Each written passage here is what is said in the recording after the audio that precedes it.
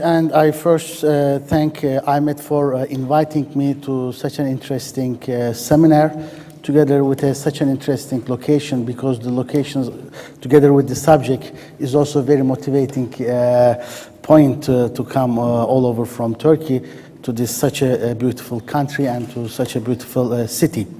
I would like to confine my speech on the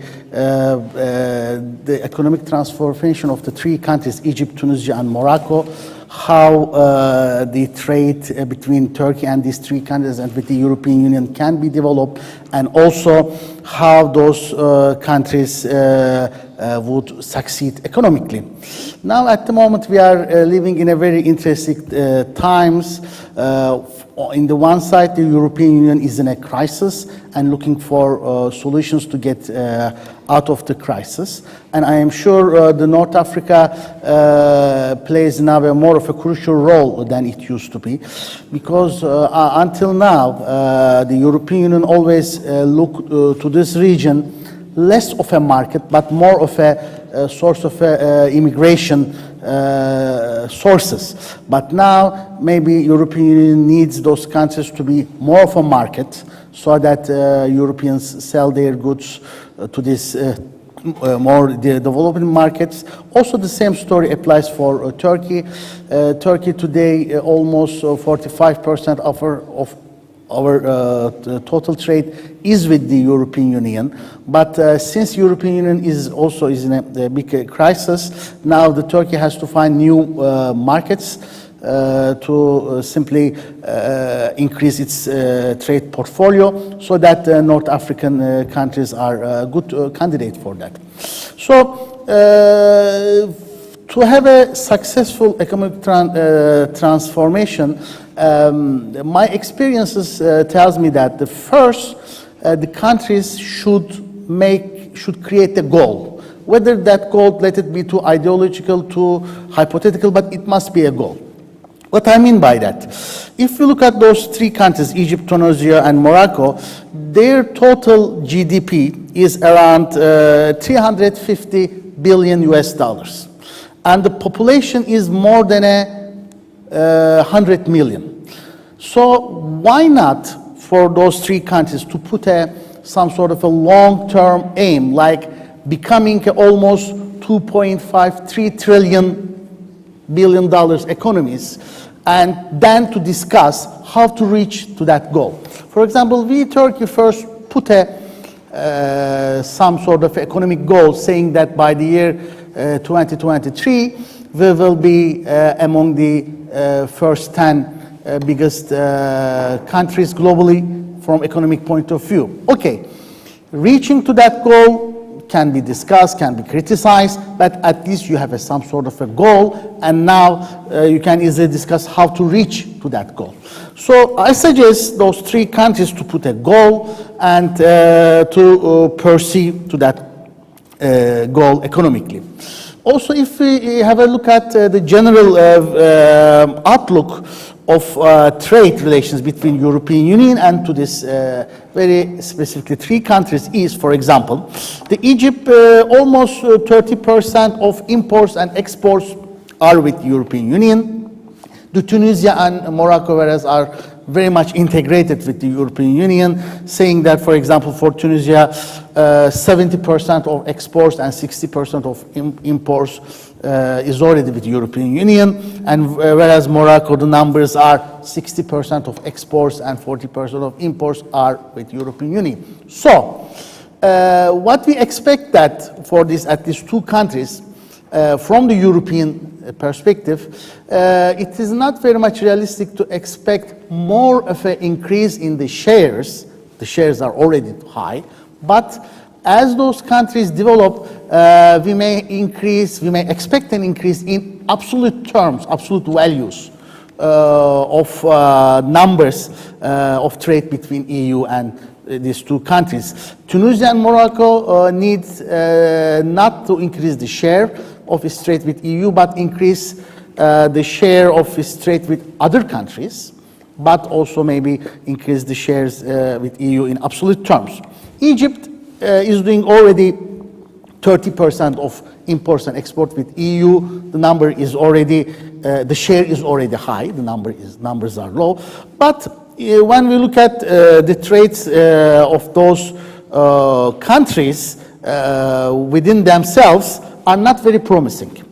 For example, Tunisia, although the Libya is a neighbor of Tunisia, only 4.5% of exports of Tunisian exports goes to Libya, so that's a huge way to go.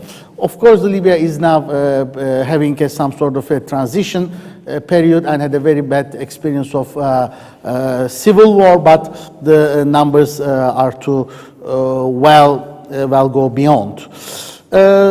Also, when we look at the Moroccan numbers, there are no Arab countries in the first five. They are doing trade with 6% with India, 4% with Brazil, 4% with United States, and 2% with Singapore of their exports.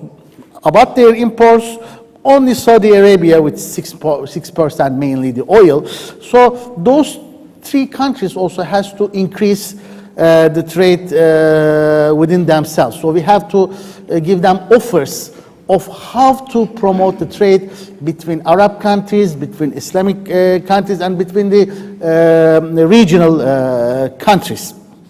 So regarding the Turkish experience, the first thing I think those countries should do, and they are also trying to do, started to do this, is now they are changing the political system, and they are becoming more of a democracy, and they are getting rid of the dictatorship. This is very important for the economic development, because the first thing you need to have an economic boost, you need to get rid of the corruption and crony capitalism. That is very important, because if you don't have those freedom of economic integration, because the corruption always hampers that, you have the wealth and economic power in the very small hands of businessman groups. Now the China, if you look at today's Times magazine, now they are discussing the Chinese development. The China has experienced almost two-digit growth almost for 20-25 years. But now it is coming to an end, because until that time, the China managed that transformation with crony capitalism, with corrupted relations, with the Communist Party elite. They just, share some economic resources of China within the communist elite. But now we are discussing today, the China reached almost the limit. Now the China is now to turn inwardly and politically reform itself. So same for those Arab countries, but they did something. They did the first step. They got rid of the dictators, and now there are very much open ways, open channels to fight the corruption. First thing. So the second thing is that education. When you look at those countries, I'm very optimistic, because the Arab countries, they have a huge, deep-rooted culture. When you talk with the Arab elites, Arab businessmen, diplomats, bureaucrats, whatever, you see that they have a very good grasp of knowledge, and they have a very good outlook globally. The only thing they need is to separate those education to Arab masses. Still, they have very good channels to do that, and also together with that spread of education, also the motivation of the entrepreneurial spirit is very important. When you look at Turkey sociologically, in the beginning of the Republican areas, working in the government, become a soldier, become a bureaucrat, was very much appreciated.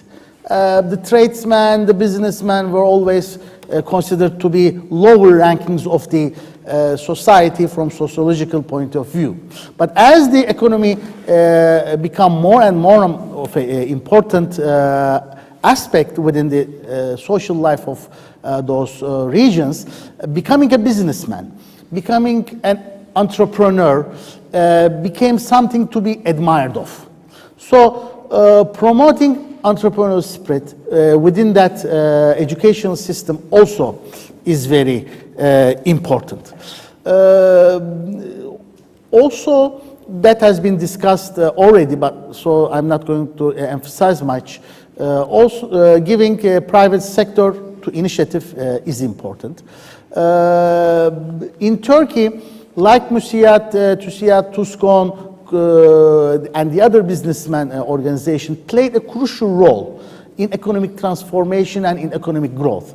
So I also suggest to Arab countries, specifically North African countries, to promote their own civil businessman associations. This is very important because while we go as NGOs, what we encounter mostly within those countries is official trade chambers. But official trade chambers, we have the same problem. They are semi-governmental institutions. They may not have the same motivation, same spirit with the NGOs to increase the wealth of their members. So if completely private NGOs are found up, and if they are spread out in these countries, they will really help in economic development. They can easily connect ties in different sectors with Europe, with neighboring countries. That is also another point to discuss as well. So once I look my notes, the other thing that I want to mention is the middle income trap. This is what now we have started to discuss in Turkey. There was a new economic research issued, I think, 2 months ago in Economist magazine, saying that once the countries started to grow until the $16,000 per capita income, the growth is very fast and is very, very dramatic. But once the countries passed over 16,000 GDP per capita, the growth slows down and stagnancy moves forward.